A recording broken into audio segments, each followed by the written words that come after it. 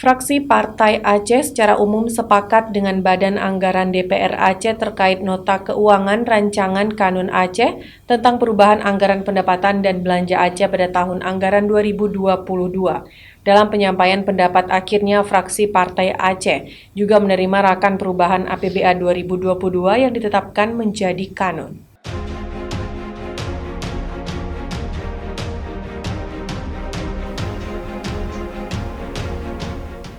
Fraksi Partai Aceh dengan ini dapat menerima rancangan Kanun Aceh tentang perubahan anggaran pendapatan dan belanja Aceh tahun anggaran 2022 untuk ditetapkan menjadi Kanun Aceh tentang perubahan anggaran pendapatan dan belanja Aceh tahun anggaran 2022. Jubir fraksi PA DPR Aceh Muardi SE dalam paripurna penyampaian pendapat akhir fraksi-fraksi di ruang sidang utama DPR Aceh Banda Aceh pada Jumat 23 September 2022 sore mengatakan, adapun komposisi APBA perubahan tahun anggaran 2022 yang disepakati tersebut terdiri dari pendapatan Aceh sebesar 13 triliun 357 miliar lebih, belanja Aceh sebesar 16 triliun 706 miliar lebih, dan surplus defisit sebesar 3 triliun 349 miliar lebih.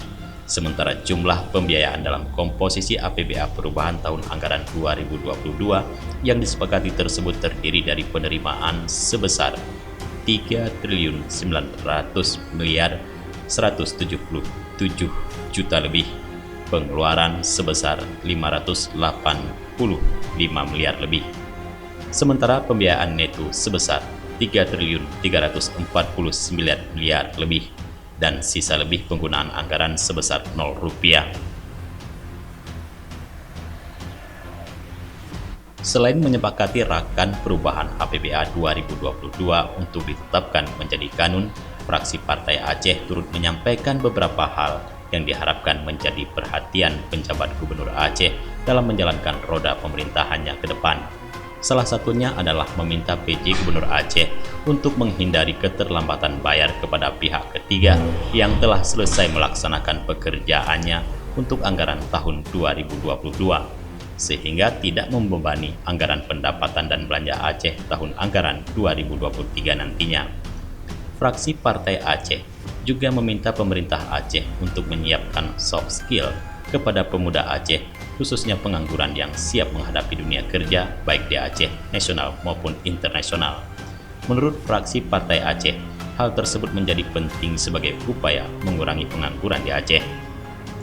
Selain itu, fraksi Partai Aceh juga meminta PJ Gubernur Aceh untuk memerintahkan Bank Aceh agar dapat membantu masyarakat dalam mendapatkan dana modal usaha, khususnya untuk pelaku UMKM dan usaha ultramikro di bawah usaha mikro, dengan tiket seasonnya di bawah 10 juta tanpa ada angunan, tetap cukup dengan KTP dan KK.